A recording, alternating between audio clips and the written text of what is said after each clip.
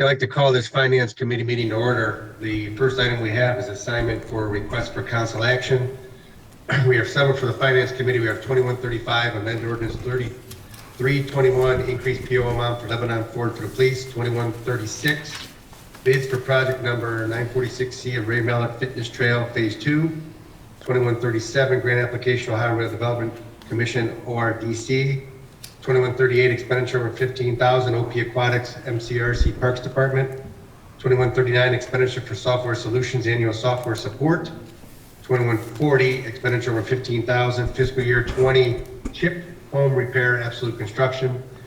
2141, rezone 123 West Liberty PF to C2, 364 Foundry Street and 347 North Huntington Street, R3 to an OC. 21042, donate used Banana TV equipment to Banana County Cable TV. 2143, grant application FAA airport funding, and 2144, SPCA annual contribution request. The first item we have is 21035, amend ordinance 321, and increase expenditure for Lebanon Ford for the police department. Chief Kenny? Thank you, Mr. President. This is a increase on that original authorization for the purchase of the vehicle. It was approved, and in the time it took for us to get the PO, the state bid transferred to the 2021s, and this reflects the increase in the 2021 state bid cost. Thank you. Okay, and the new total just went up a little bit, about $500 or less than 500? Less than 500. Okay, any questions? Move to approve. Second? All in favor? Aye. Opposed? I'm sorry. Ed, did you need the emergency clause? Oh, Says yes on here. Chief? I'm not sure if this goes to full council. If it does, then yes, we would need the emergency clause just to stay on schedule for our installers. Okay. Yes, sir. So we would be requesting the emergency clause on this for that purpose. I'll amend my motion to include the emergency clause. And my second includes emergency clause. Anybody have any questions regarding the emergency clause? All in favor? Aye. All opposed? Motion carries with the emergency clause. Next one, we have 2136, the bids for project 946C for Ray Mallett Fitness Trail Phase 2. Mr. Worley? Thank you, Mr. President. This is phase 2 of the fitness trail project at Ray Miller Park, which is part of the CDBG grant allocation. This project needs to be completed by August 31st of this year. What we're requesting is to extend the fitness trail so it's approximately 0.42 miles in length. It will connect to the fitness equipment that was installed previously this year. So we're requesting to bid this using the CDBG allocation funds that were recently transferred over from the Community Development Department, leaving us with a little over $50,000 in grant funding. So we're requesting to use local funding through the parks budget of approximately $9,500 for a total project cost estimate of $60,000. Which is the estimated cost on the request? Is that just a typo?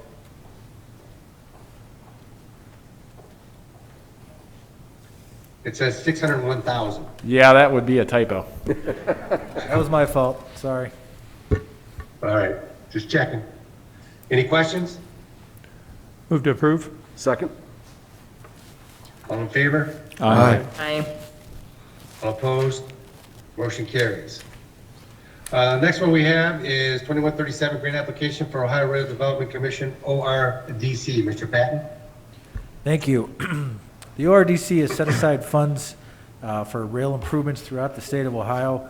We'd like to submit an application for our railroad.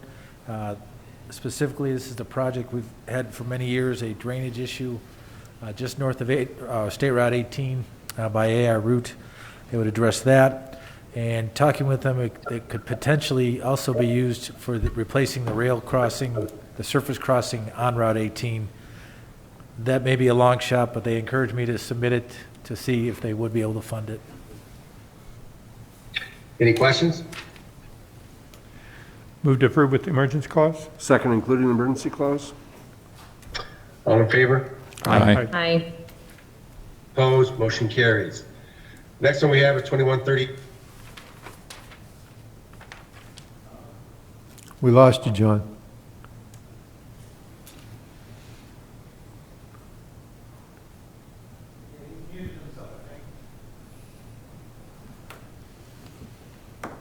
John, you've gone mute on us. See if you can unmute yourself again.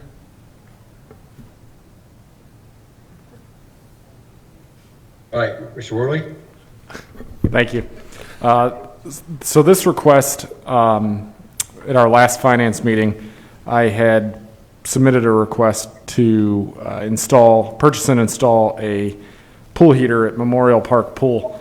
Prior to ordering that, Dan Gladish and myself reviewed the quote and double-checked with the manufacturer of the heater, and we were made aware that the unit that was quoted was not going to work, which resulted in a pretty substantial cost increase for us. So we last week scrambled to find an alternative solution, which has resulted in this request that's here to close the PO from the last meeting and open a new purchase order to OP Aquatics to purchase the heater directly from a distributor and work with a local contractor to get it installed to keep our costs down as much as possible. The request that I turned in last Tuesday was for $16,000, and we found out on Friday that we have to get a second piece for that unit, which is going to change my request to $18,500, not to exceed, if I could respectfully ask to do that tonight. Any questions? Move to approve not to exceed 18.5. Second? All in favor? Aye. Aye. All opposed? Motion carries. 2139, expenditure for software solutions for the annual software support. Mr. Durham? Thank you, Mr. President. This is our annual software support through SSI. They provide our financial software. We've asked for the emergency clause because the timeline is March 1st through February 28th the next year. So in order for it to be approved before it takes effect. Okay, any questions? Mr. President? Mr. Rose? Thank you. Keith, the maintenance here that we're being asked to approve, does that include the new budget module that we are anticipating? No, because it includes their standard budget module, but that's 1 year. Okay, so the price that we pay for the new budget module will include 1 year maintenance, is that what you're saying? Yes. Okay, all right. And this package here includes the standard budget module? Of 1 year, right? Of one, okay, all right. Thank you. Any other questions? Move to approve with the emergency clause. Second, including the emergency clause? All in favor? Aye. Aye. All opposed? Motion carries. 2140, expenditure of $15,000 for chip home repair, Absolute Construction. Mr. Mendel? Yes, thank you. This is a project under our current CHIP program in City of Brunswick, who's our partner in the grant. So recommend approval. Thank you. Any questions? Move to approve. Second? All in favor? Aye. Aye. All opposed? Motion carries. 2141, rezone city-owned property at 123 West Liberty Street from a PF to C2, 364 Foundry Street, and 347 North Huntington from R3 to OC. Mr. Mendel. Thank you, Mr. President. On February 11th, 2021, the Planning Commission reviewed a request submitted by the applicant, which would be the City of Medina, to rezone city-owned property. And as you said, it's a portion of 123 West Liberty Street from public facilities to Central Business District, and 364 Foundry and 347 North Huntington Street from R3 residential to OC open space. Basically, these are properties that the city has had as part of the 123 West Liberty parcel is the northern parcel that would be added to the Development Corporation parcel along West Liberty for the West Liberty redevelopment that the Development Corporation is working on right now. And then the other two are two properties that are on, one is on the west side and one is on the east side of Ray Mellard Park. And we had purchased those in the last couple of years, specifically for adding them to the to Ray Mellard Park to be parkland. So that's what the open space conservation zoning district is applied for. Planning Commission reviewed the packet and the staff report and recommended approval of the requested rezonings to the City Council. Your packet has everything with also suggested timeline for the remainder of the Finance Committee or the City Council legislative review process. Thank you. Thank you. And it also appears that this includes the new portion that's going to be added to the parcel going to the CIC with the storm sewer easement on it. Is that correct? Yes, the portion of 123 West Liberty is that north half of that ultimate large parcel. Okay. Any questions? Move to approve. Second. All in favor? Aye. Aye. All opposed? Motion carries. Next one is 2142 donation to Medina County from Medina TV used equipment. Mr. Fry, is this you? Yes, thank you, Mr. President. This is to create a donation. We have updated our equipment. There is still a little bit of life left in the equipment that we would be donating. And as opposed to sending it to auction where we get pennies on the dollar, we can at least move this as we look forward to maybe a joint operating agreement or a memo of understanding with the county to cover county commissioners' meetings moving forward. And this would this equipment could still have life to be put towards that. Any questions? Mr. Coyne, if I could. I'm sorry, Jim. Yes, Mayor. I just want to add, I'm working collaboratively with Medina County. Our Medina TV group has assisted them up to this point, and now with this new equipment.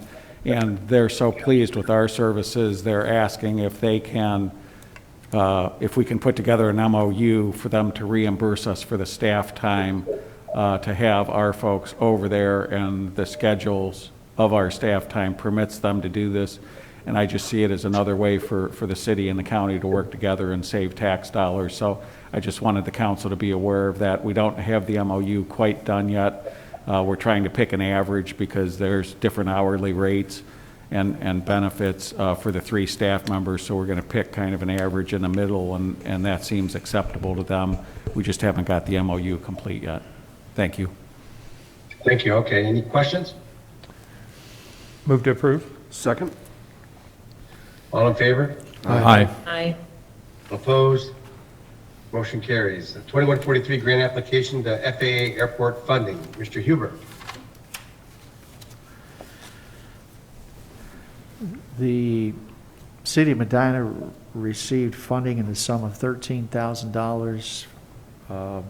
What is this, Pat, from? From the FAA for the COVID cares. COVID money, right? Yeah. Right. I think we would like to put this money toward purchase of fuel. At least that's what we discussed thus far. So I would ask approval in as much as it's not a lot of money, but it is helpful. Any questions? Mr. Coyne? Yes, Mayor.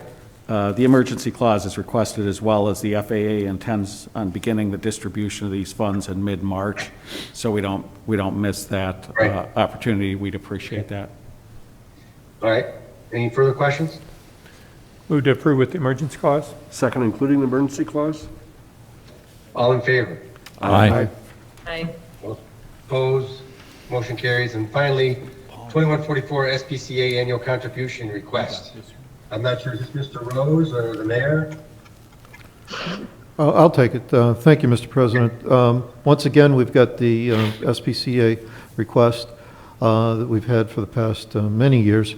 The SPCA does a really great job in helping us keep our animals in check, the wild animals in check. Is it perfect? No. Is it ever going to be perfect? No. But they do the best they can with what they have. Attached to the request is our history since 2016. Last year, we donated $10,000. With the COVID crisis in consideration, I would request respectfully that we give them $10,000 again this year, as we did last year. Okay. Mr. Marcus, the Executive Director of the SPCA, do I have the title right? Or Board President. Okay, excuse me. Board President of the SPCA is here today to answer any questions that we may have. Okay. Okay. Mr. Do you Mark- have anything else to add? Mr. Marquis, if you could come to this microphone back next to Kathy here, please.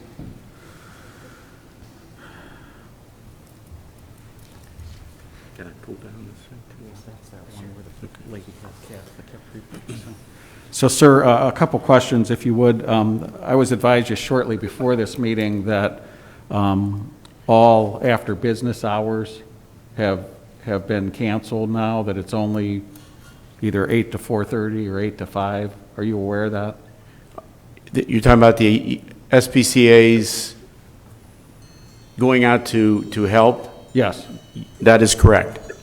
Okay, so it's only during the daytime hours? Yes. Okay. We had a very difficult time of finding people that would be willing to basically only work or only get paid for when they worked, as opposed to trying to pay somebody to hold a phone all night and then basically maybe go 2 or 3 weeks without ever having any calls and maybe get 2 in 1 week or whatever it might be. But it just got to be financially got to be quite a burden to do that. Yes, sir. And I know Councilman Rose talked to you about the feral cat issue that we had. Yes. In fact, we Yes. have a number of locations in the city where we're trying to deal with this, and it's my understanding that the SPCA is not able to assist with that.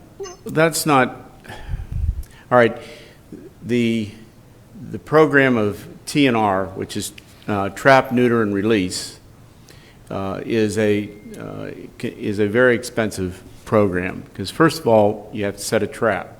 Yes, sir. And then when you set the trap, that doesn't mean you're going to catch a cat. Understood. I mean, you catch skunks and raccoons and all kinds of animals, and they've got to be taken, you got to deal with it, and then you got to reset the trap. Right. And then once the let's say the cat is caught, all right, and then it's agreed upon that the cat would be neutered and then released. And the releasing usually is released back to the point of where it came from, which most people don't want, that to happen. As you mentioned, there are several locations. I know the most recent one, I believe, was Sturbridge. Yes. And that was a new one to us. But a lot of the feral cats in Medina are basically behind Walgreen or the Medina Shopping Center, and then on further north, there are several places. And not really sure exactly why, other than the fact that people feed them. And once they're fed, they want to keep coming back, and after a while they become a nuisance. And feral cats, very quickly, are cats that are born from feral parents, and if you can catch the cat within probably the first 2 months, you can make them to be normal cats. It's after that, then they learn quickly to be self-preservation. And when that happens, they become mean, and they don't want anybody to touch them, and they just cause a lot of disturbance. So it is a problem. I don't think it's necessarily a huge problem in Medina, because we do have a lot of people who recognize these things, and they trap them, and usually the person trapping them has a deal with either a vet or somebody to get them neutered, and or sometimes they just basically put them down. So I know it can be a problem, especially for those who aren't really aware, of what to do with them. Trapping them, again, is expensive. I just really don't know, like I say, of the places that we know, we work with these people, and they have their own system, and if they can, they take care of it. If they can't, then they give them to us, and a lot of times we have to euthanize them.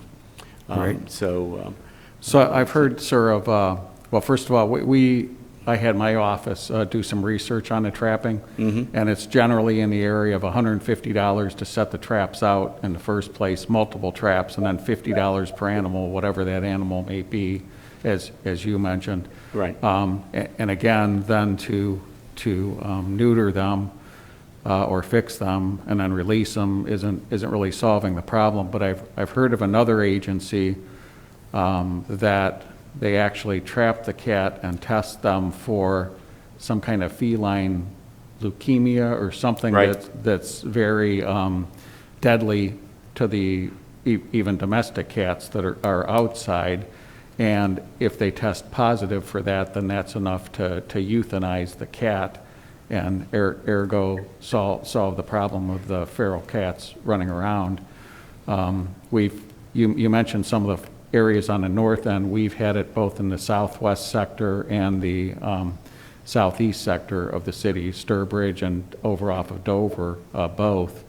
And those are the ones, at least, that we're aware of. And I didn't know if that was something that maybe the organization could take a look at, testing these cats for this disease. I believe that we could, certainly. I don't think it's a huge test. But it's just, if I could go back in history a little bit, I think it was somewhere around 2014 that the county was gassing the cats. They were just putting them in a big, like, incinerator.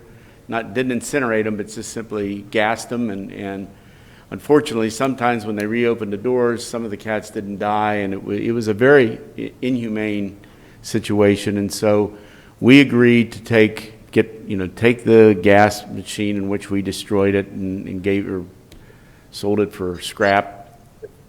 But in the agreement, we said that we would not necessarily get into a free process of trap, neuter, and release, because it gets to be way too expensive. And so through the time since 14, I do believe, I don't have exact numbers, but I do believe that the feral cat situation has reduced in certain parts of the county, and in particular, I think somewhat in Medina, but we do have some hot spots. There are definitely some of the trailer parks and some of those are it's just inevitable. So I know it's a problem, and I wish there was an answer, but we don't have. We can euthanize. We buy the drugs or whatever it is, but when it comes to having them fixed, we don't have the ability to do it, so we have to give it to veterinarians, and it's anywhere from I've heard anywhere from $40 to $80 per cat to do that. And if you have a bunch of them, that gets to be pretty pricey. And as you just said, the other problem is the last part is release. Where are we going to release them if we do neuter them and keep them alive? Where do we release them? So I don't have any answers, but I do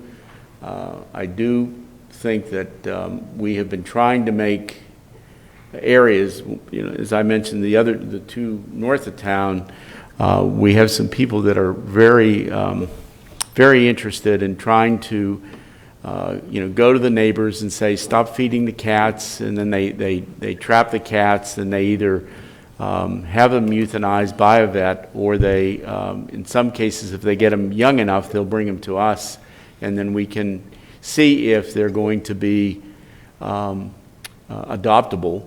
And if they are, then we go ahead and do that. And then we track that also to make sure that the cat didn't suddenly have something go wrong and become a mean cat. And for the most part, the study has been that if we can get them under 2 months, we can usually make them to be a domesticated cat. Okay, thank you, sir. That's all the Thank you. questions I have. Chief, Bob? anything else? Yes. You know, we've, it's Denny Okay, over here. I did. We've got the same problem with the feeding, you know, with stray animals like the deer. Right. And people have big hearts and they, you know, they see something that's in need and they want to feed it and a lot of them realize, some of them don't realize that they're really causing a problem. And since it is moved into the city, and we've, in the past, in our water bills, and I hate to dump this on Keith again, but maybe that's something that we can put out to our residents, you know, if they're stray cats, at least attempt not to feed them. Right. Because then they're not going to, the cats are going to stay in the neighborhood. Right. Keith, I don't know if I'm that's, pretty sure we've done that message before. I'll look. thank you. I mentioned to Mr. Worley earlier that, you know, when I leave this evening, I've got 9 deer sitting in my, actually lounging in my backyard. And some of the neighbors have accused me of feeding the deer, and I say, yes, I do feed the deer all my plants. Yeah. And you know, it's just, you know, the apples, we have some old apple trees, and they just devour them, and I don't know. It's just, that's a problem unto itself, and I know you're studying it, so. I know, I just, the other day, somebody mentioned it to me, and I drove by and confirmed that I've got a resident in my ward that actually built a trough in their front yard, and when I drove by, there were 7 deer eating out of it this evening on the way to the meeting, so I'm going to try to stop and talk to her. But thank you for everything that you guys do. No. Well, if I Any can other add questions? to, I'm sorry, go ahead. No, go ahead. Well, I was just going to say, this has been a great relationship. I do appreciate what you do for us. I can say that the donation is used wisely, and we try to do, you know, whatever we can.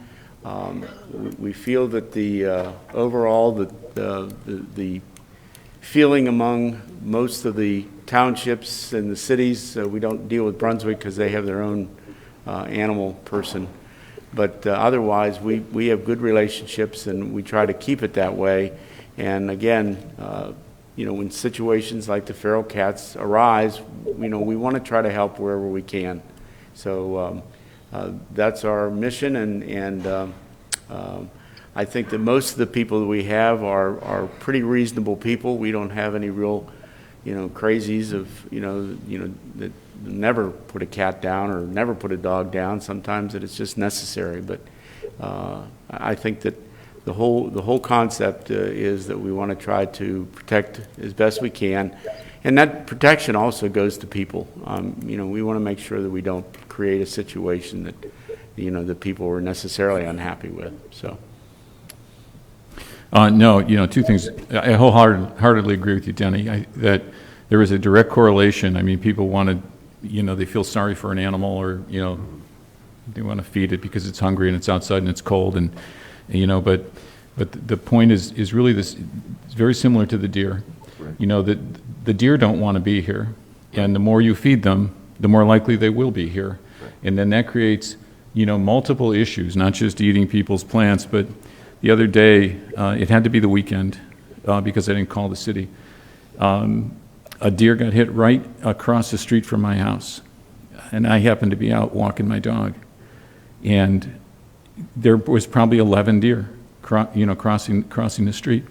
But with feral cats, it's kind of the same thing. You feel sorry for them, but if you continue to feed them, then they propagate, right, and they create an issue, and they aren't frequently they're not healthy anyway.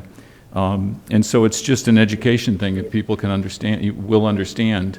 And I think it's a hard sell, but I like the idea of putting it in a water bill because it is a hard thing to, you know, say, well, there's a hungry animal and I'm not going to feed it, but it just creates more issues. But more to the point is, you know, the SPCA, you have provided both a costly, a good cost and a really valuable service to the community. And working with Councilman Rose, I think has been helped us all, you know, to see clearly, you know, what you provide for the money. And it is cost effective, and I know that we all in our community as well really appreciate the work that everybody does for us. Thank you. Thank you. Mr. Coyne? Thank you. Yes, Mayor. So if it's okay with you, otherwise I can do a RCA, but we have a pending legislation in Councilman Lamb's special legislation subcommittee regarding feeding the deer. I would respectfully ask them to consider expanding that to other wild animals, which would then cover the feral cats because they're not domestic cats.